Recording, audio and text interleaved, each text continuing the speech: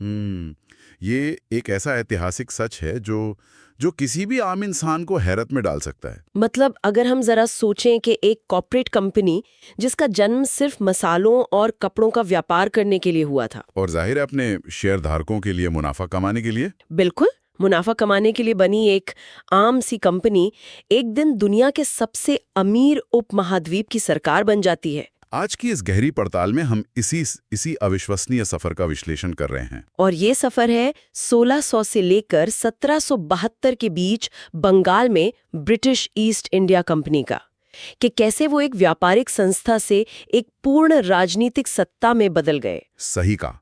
और ये चर्चा केवल कुछ तारीखों का सफर नहीं है, ये इस बात का एक बहुत ही शानदार और मैं कहूँगा खौफनाक उदाहरण है कि कैसे बेलगाम आर्थिक नीतियाँ एक पूरे देश की नियति तय कर सकती हैं। जी, और आज की इस गहन चर्चा के लिए हमारे पास जो ऐतिहासिक दस्तावेज हैं, जैसे कि कंपनियों के लेजर और संधियों के रिकॉर्ड, वो हमें इस कहानी की असली गहराई तक ले जाते हैं।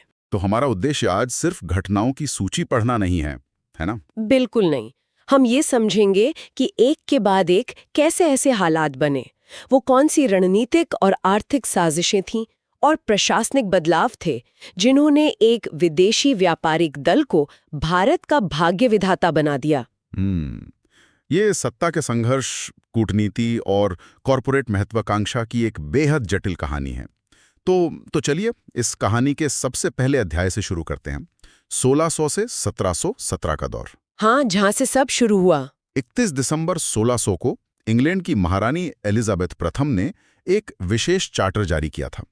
इसका मूल उद्देश्य बहुत सीधा था, एशिया के साथ होने वाले व्यापार में डच और पुर्तगालियों के एकाधिकार को तोड़ना। असल में उस समय ये कोई साम्राज्य स्थापित करने की योजना नहीं थी, ये बस एक जॉइंट स्टॉक मॉडल पर आधारित एक शुद्ध व्यावसायिक शुरुआत थी। बिल्कुल। और फिर 1613 में उन्होंने सूरत में अपनी जमीन तलाशी पहली फैक्ट्री लगाई।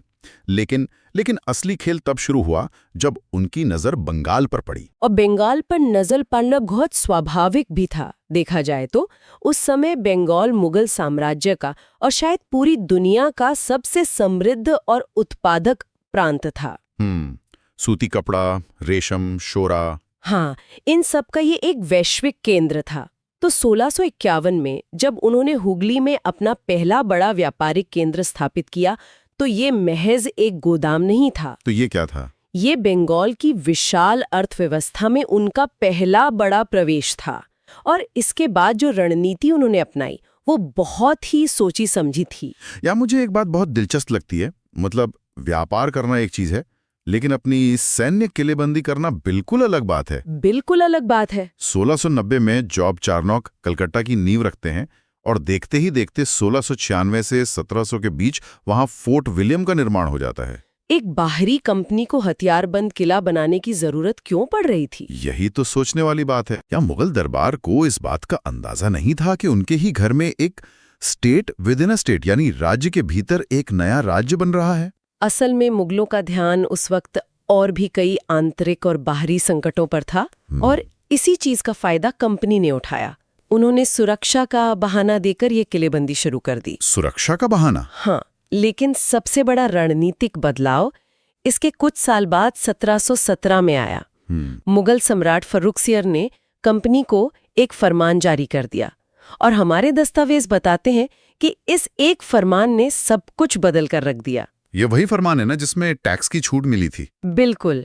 इसके तहत कंपनी को बंगाल में बिना कोई टैक्स या चुंगी दिए व्यापार करने की छूट मिल गई। इसे उस समय दस्तक कहा जाता था। दस्तक? ये तो ऐसा हो गया जैसे किसी एक खास कंपनी को पूरे बाजार में बिना टोल टैक्स दिए अपने ट्रक दौड़ाने का आजीवन पास मिल जाए। बहुत सही तुलना की आपने।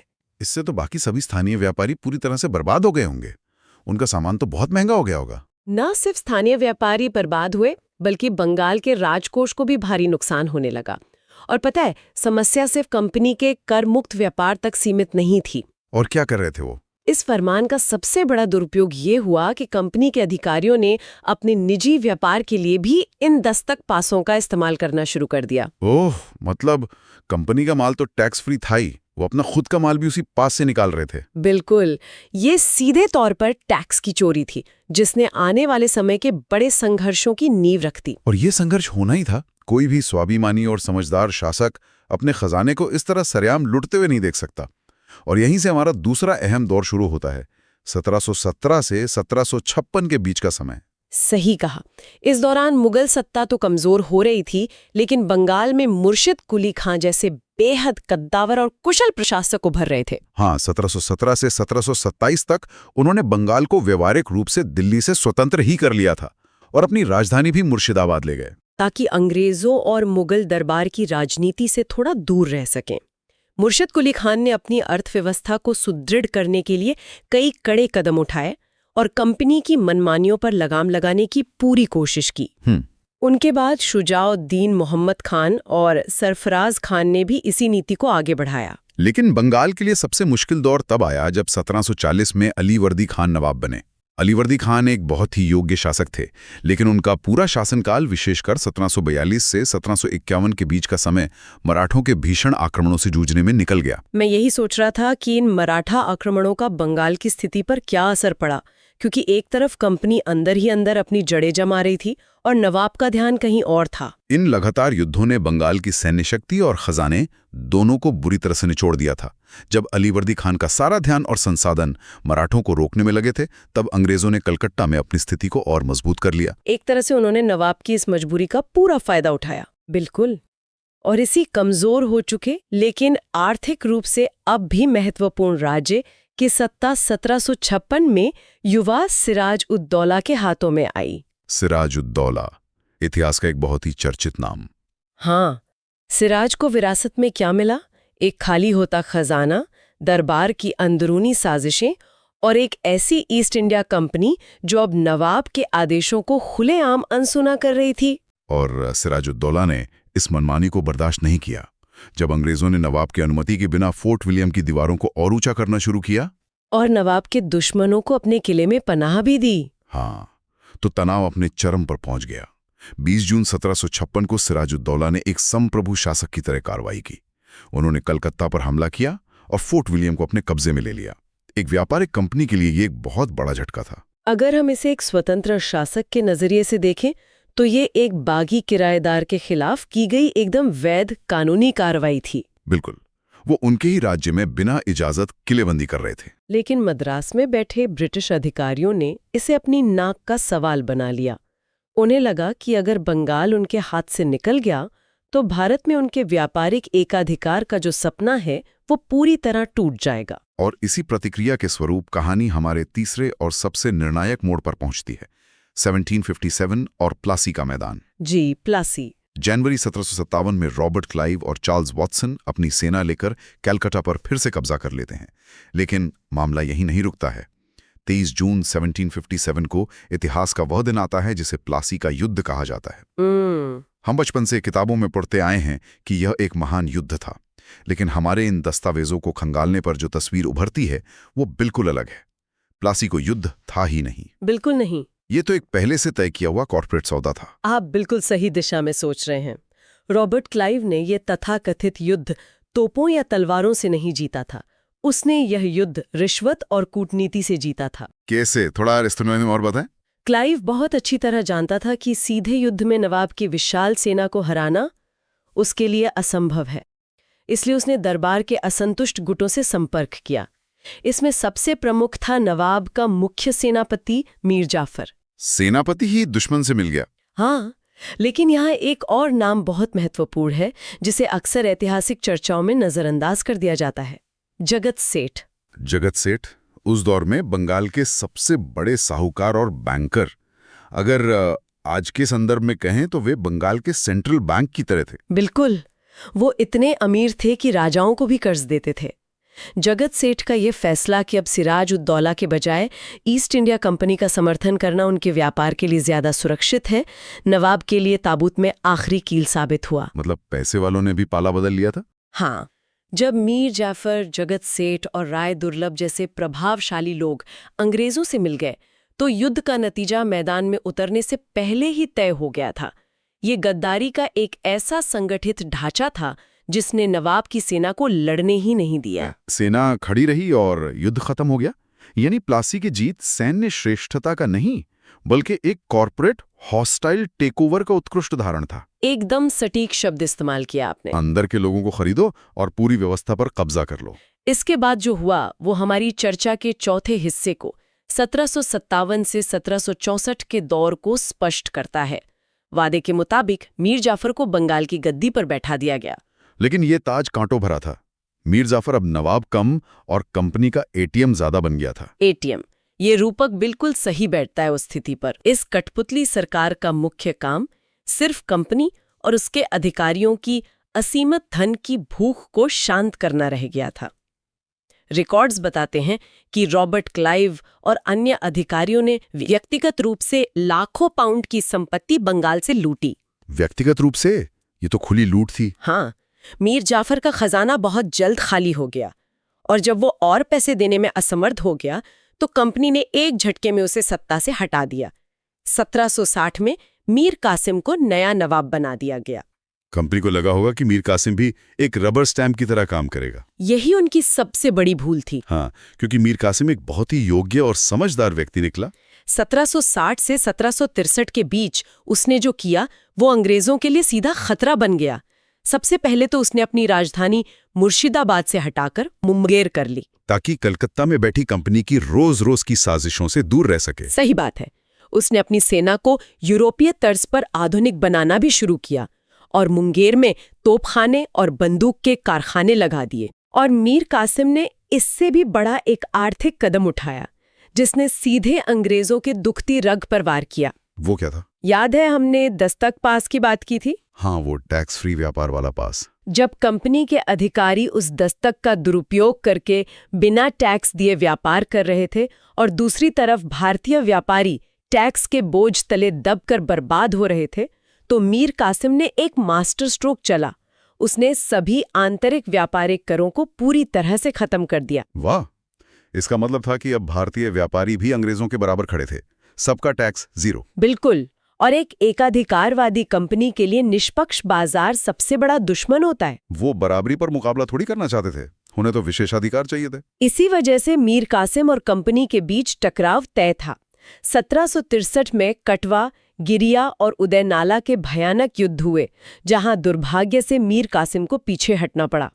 लेकिन उसने हार नहीं मानी और यही जिद हमें 22 अक्टूबर 1764 के ऐतिहासिक बक्सर के युद्ध तक ले जाती है। बक्सर का युद्ध, अगर हम अपने दस्तावेजों को गहराई से देखें तो ये युद्ध भारतीय इतिहास में प्लासी से कहीं ज्यादा महत्व रखता है। क्यों? प्लासी ज्यादा मशहूर है वैसे? क्योंकि प्लासी साजिश से जीता गया था, लेकिन बक्सर एक वास्तविक और भीषण सैन्य टकराव था। मीर कासिम ने अवध के नवाब शुजाउद्दौला और मुगल सम्राट शाह आलम द्वितीय के साथ मिलकर एक विशाल भारतीय गठबंधन तैयार किया था। और उनके सामने ब्रिटिश कमांडर हेक्टर मुनरो की सेना थी। ये एक बहुत बड़ा मौका था। 3 बड़ी भारतीय ताकतें एक साथ, एक मैदान में। लेकिन फिर भी मुनरो की सेना जीत गई। ये जीत ये साबित करती है कि भारतीय सेनाओं की विशालता उनकी तकनीकी और संगठनात्मक कमजोरियों को नहीं छुपा सकती थी। सही कहा। यूरोपीय सेनाओं का अनुशासन, उनके तोपखाने की सटीकता और युद्ध के मैदान में उनकी गतिशीलता भारतीय सेनाओं के पुराने तौर तरीकों पर भारी पड़ी। और इस निर्णायक सैन्य विजय ने ईस्ट इंडिया कंपनी को भारत में एक अजेय राजनीतिक शक्ति के रूप में स्थापित कर दिया। अब उन्हें साजिश करने की जरूरत नहीं थी। अब उन्होंने सीधे तौर पर सत्ता छीन ली थी। और इस जीत के बाद जो हुआ वो हमारी चर्चा के अंतिम और सबसे दर्दनाक अध्याय को खोलता है। यह है 1765 से 1772 का दौर। 1765 में इलाहाबाद की संधि पर हस्ताक्षर होते हैं। ये संधि एक बहुत बड़ा मोड़ थी। इस संधि के तहत एक व्यापारिक कंपनी को मुगल सम्राट शाह आलम द्वितीय की ओर से बंगाल, बिहार और उड़ीसा के दीवानी अधिकार दे दिए जाते हैं। दीवानी अधिकार, जरा इसे हमारे दस्तावेजों के संदर्भ में स्पष्ट करें। दीवानी अधिकार मिलने का सीधा सा मतलब था कि अब इन 3 विशाल और बेहद अमीर प्रांतों से राजस्व यानी टैक्स वसूलने का कानूनी अधिकार सीधा कंपनी के पास आ गया था। मतलब खजाने की चाबी अब कंपनी के हाथ में। बिल्कुल। और यहीं पर रॉबर्ट क्लाइव ने एक ऐसी प्रशासनिक व्यवस्था को जन्म दिया जिसे इतिहास द्वैध शासन या ड्यूअल गवर्नमेंट के नाम से जानता है। द्वैध शासन, इसे अगर आसान भाषा में समझें तो ये सत्ता और जिम्मेदारी का एक बहुत ही चालाकी भरा बंटवारा था। एकदम चालाकी भरा। एक तरह से बिना किसी जवाबदेही के असीमित अधिकार। पैसा, पुलिस और सैन्य ताकत कंपनी के पास रहेगी, लेकिन जनता की भलाई, न्याय व्यवस्था और प्रशासन चलाने की जिम्मेदारी नवाब के पास होगी। वो नवाब जिसके पास कोई फंड ही नहीं छोड़ा गया। ये तो जानबूझकर बनाई गई एक ऐसी व्यवस्था थी जिसका असफल होना तय था। इस व्यवस्था का एकमात्र उद्देश्य बस बंगाल का अधिकतम आर्थिक दोहन करना था। और वो उन्होंने किया भी। राजस्व वसूली के लिए निर्दयी ठेकेदारों की नियुक्त किया गया, जिन्हें हर हाल में तय रकम कंपनी को देनी होती थी। किसानों पर टैक्स का बोझ इतना बढ़ा दिया गया कि वे अपनी जमीनें छोड़कर भागने लगे। कृषि का पूरा ढांचा चरमरा गया और इस भीषण लालच का परिणाम था 1770 का बंगाल का अकाल। ये इतिहास के सबसे काले पन्नों में से एक है। ये कोई प्राकृतिक आपदा भर नहीं थी, यह मुख्य रूप से इंसानों द्वारा बनाई गई एक त्रासदी थी। जब बारिश नहीं हुई और फसलें बर्बाद हुईं, तब भी कंपनी ने टैक्स माफ करने के बजाय कर वसूली की दर को और बढ़ा दिया। ये सोचकर भी रोंगटे खड़े हो जाते हैं। हमारे स्रोत बताते हैं कि इस अकाल में लगभग 1 करोड़ लोगों की जान चली गई। 10 मिलियन लोग। बंगाल की 1/3 आबादी भूख से तड़प कर मर गई। और उससे भी ज्यादा भयानक बात क्या है पता है? कंपनी के दस्तावेज खुद गवाही देते हैं कि अकाल के उस भीषण दौर में भी कंपनी का मुनाफा और लंदन बैठे उनके शेयरधारकों का डिविडेंड कम नहीं हुआ। मुनाफा कम नहीं हुआ, ये कल्पना करना भी हैरान करता है कि इंसानी जिंदगी का मूल चंद सिक्कों से भी कम हो गया था। मुनाफे के प्रति ये अंधापन ये दिखाता है कि जब कोई विदेशी व्यापारिक सत्ता किसी देश का प्रशासन सिर्फ बैलेंस शीट के नफे नुकसान से चलाती है, तो जमीनी हकीकत कितनी खौफनाक हो जाती है। बिल्कुल। और आखिरकार जब हालात पूरी तरह से बेकाबू हो गए और कंपनी खुद वित्तीय संकट में फंसने लगी, तब ब्रिटिश संसद को दखल देना पड़ा। 1772 में वॉरेन हेस्टिंग्स को नया गवर्नर बनाकर भेजा गया। उसने आते ही इस क्रूर द्वैध शासन को खत्म किया और बंगाल का प्रशासन सीधे तौर पर कंपनी के हाथों में ले लिया। नवाब की भूमिका पूरी तरह से समाप्त कर दी गई। और इसी कदम के साथ 1600 में बनी एक व्यापारिक कंपनी अब आधिकारिक रूप से भारत में एक संप्रभु सरकार बन गई थी। आज के इस पूरे विश्लेषण को अगर हम पीछे मुड़कर देखें तो ये एक लंबी और जटिल यात्रा रही है।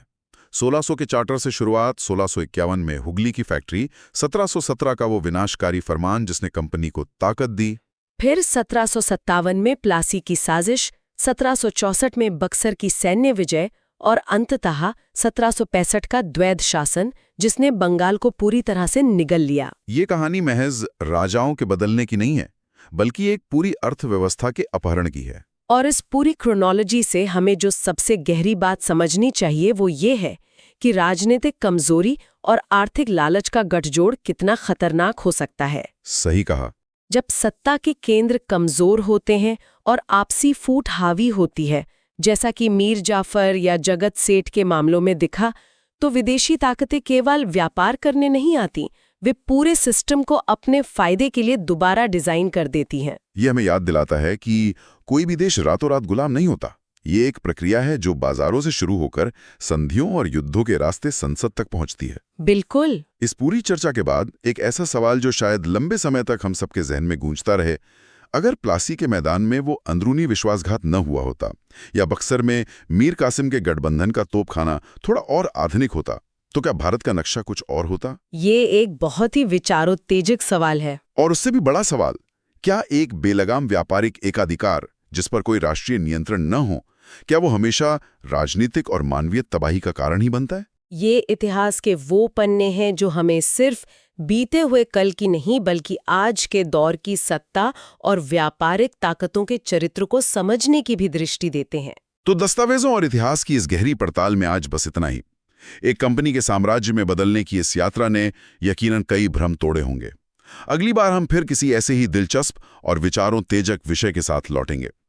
तब तक के लिए पढ़ते रहिए और इस बात पर गौर करते रहिए कि इतिहास अक्सर खुद को नए चेहरों के साथ दोहराता है। नमस्कार।